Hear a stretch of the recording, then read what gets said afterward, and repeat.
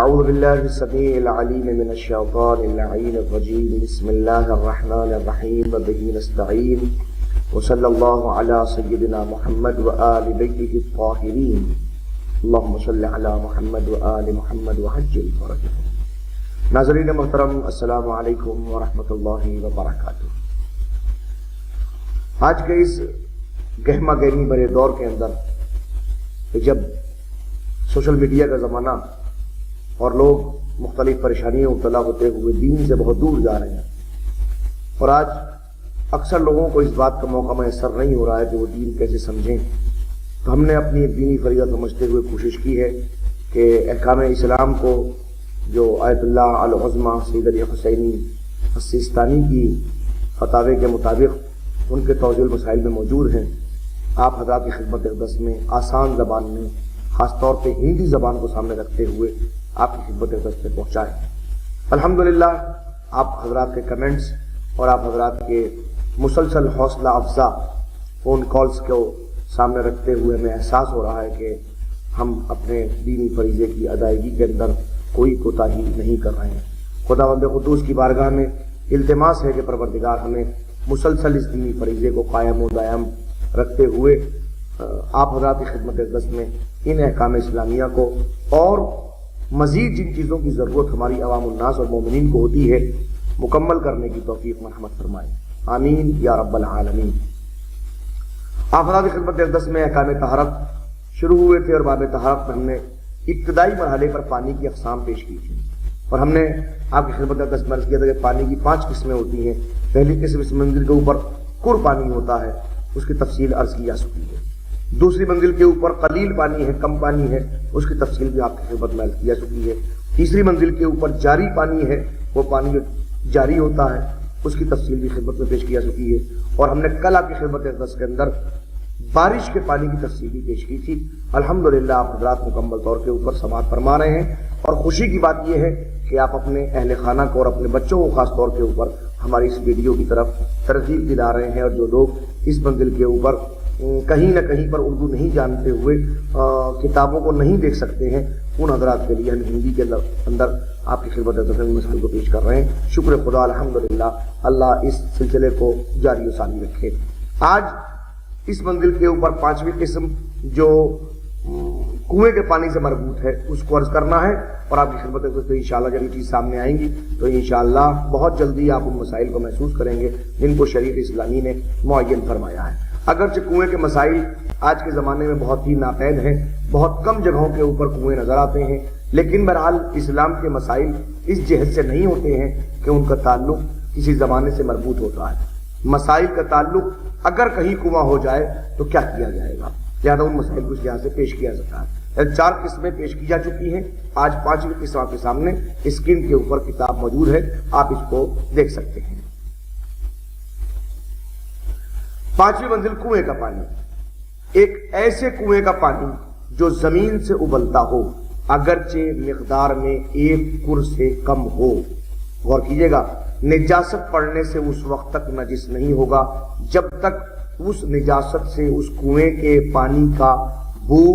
رنگ اور ذائقہ تبدیل نہ ہو جائے۔ اب دیکھیے، کُر پانی میں اور کنویں کے پانی میں یہاں پر جو فرق سامنے آتا ہے وہی فرق سامنے آتا ہے کہ کُر پانی سے اگر کم پانی ہوتا ہے، قلیل پانی ہوتا ہے، تو فقط نجاست کے گرنے کی بنیاد پر کنویں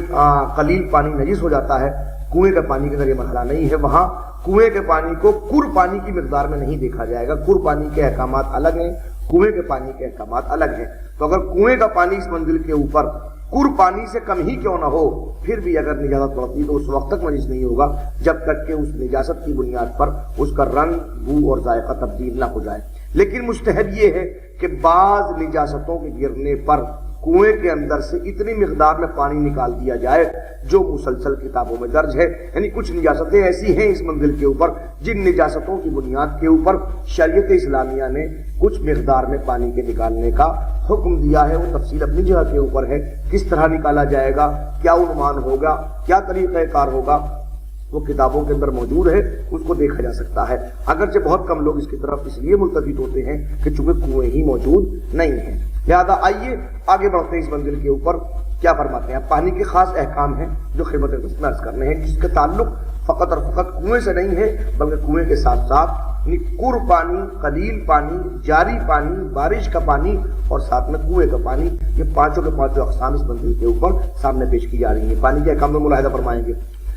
مضاف پانی، جیسے کہ ہم نے کہا تھا مضاف پانی کسے کہتے ہیں؟ ہر وہ پانی کی جو کسی جسم سے نچوڑا جائے، جو کسی ملاوٹ کے ساتھ میں رکھا جائے، ایسا کہ اس کے اوپر پانی کے لفظ کو ہم اپلائی نہ کر سکیں، پانی نہ کہہ سکیں، ہم کہیں یہ گدلا پانی ہے، یہ مٹی کا پانی ہے، یہ نمک کا پانی ہے، یہ گلاب کا پانی ہے، کوئی بھی ہم یعنی جہاں بھی ہم اس کو صرف پانی نہ کہہ سکیں جب تک کہ اس کی طرف ایک نسبت نہ دے دی جائے۔ تو مضاف پانی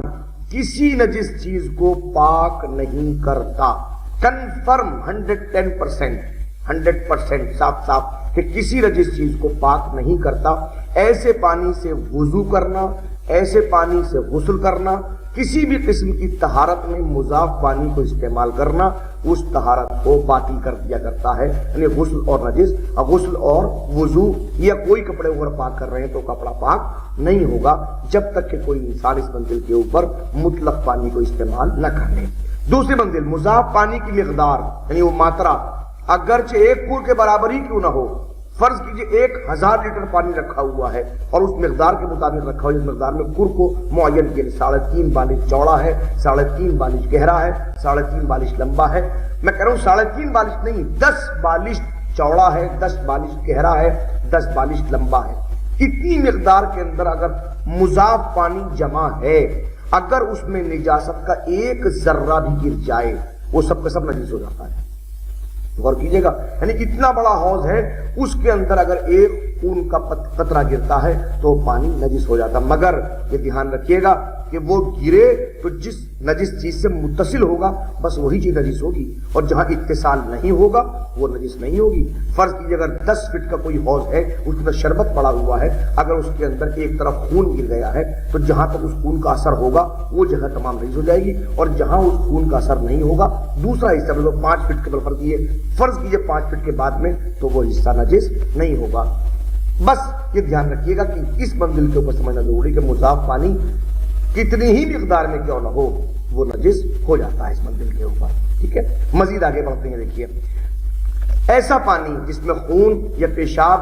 جیسی عین نجاست آ پڑے، اس میں خون گر جائے یا پخانہ گر جائے، فرض کیجئے یا پیشاب گر جائے مثلاً، اور اس کی بو، رنگ اور ذائقے کو تبدیل کر دے، وہ پانی نجس ہو جاتا ہے، خواہ وہ کر کے برابر ہو یا جاری پانی ہی کیوں نہ ہو، تاہم اس پانی کی بو، رنگ یا ذائقہ کسی ایسی نجاست سے تبدیل ہو جائے جو اس سے باہر ہے، مثلاً قریب پڑے ہوئے مردار کی وجہ سے اس کی بو بدل جائے،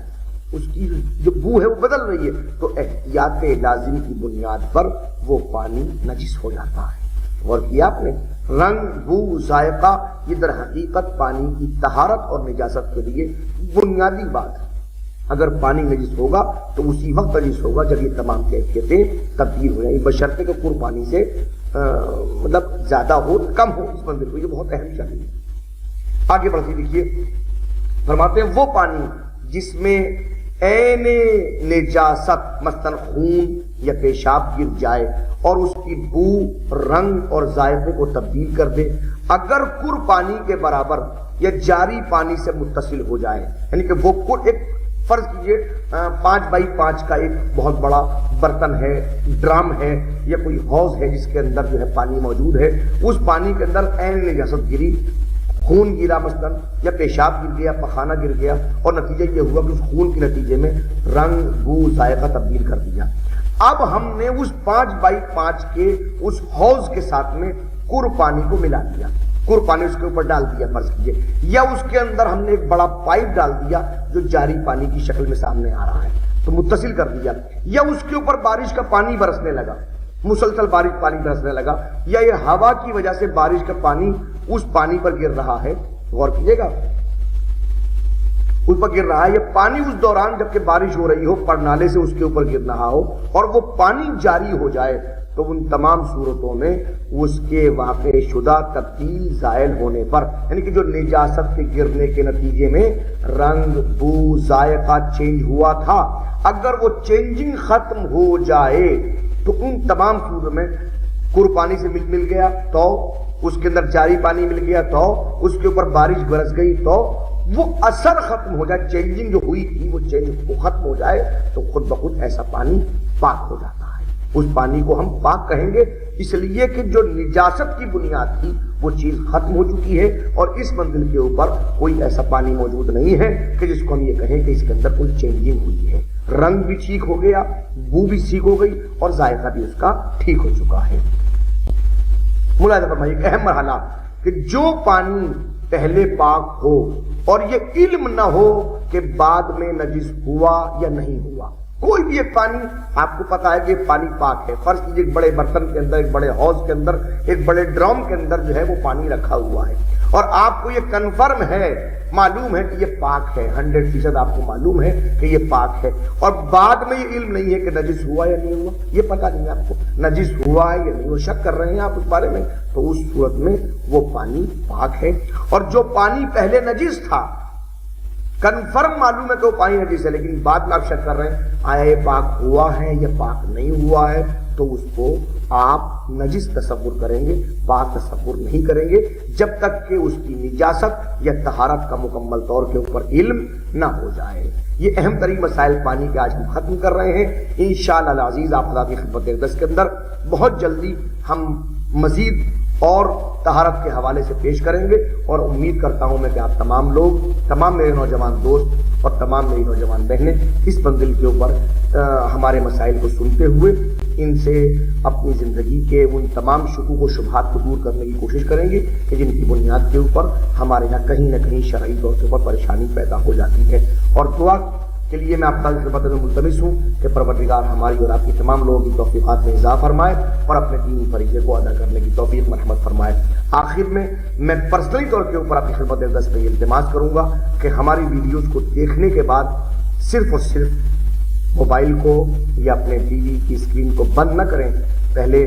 ہمارے چینل کو سبسکرائب کریں، دوسری منزل کے اوپر اپنے تمام دوستوں کو اور احباب کو جن کو آپ یہ چاہتے ہیں کہ وہ بھی مسائل دینی سے آشنا ہوں، وہ بھی دینی مسائل کو جانتے ہوں، اور وہ لوگ کہ جو اردو کو نہ جاننے کی بنیاد پر مسائل شریعہ کو نہیں سمجھ پا رہے ہیں، ان لوگوں تک ہمارے چینل کو پہنچائیے، ان سے کہیے سبسکرائب کریں، روزانہ کم سے کم ایک ویڈیو ضرور دیکھیں تاکہ ہم دینی مسائل کو اچھی طرح سے سمجھ سکیں۔ والسلام علیکم ورحمۃ اللہ وبرکاتہ۔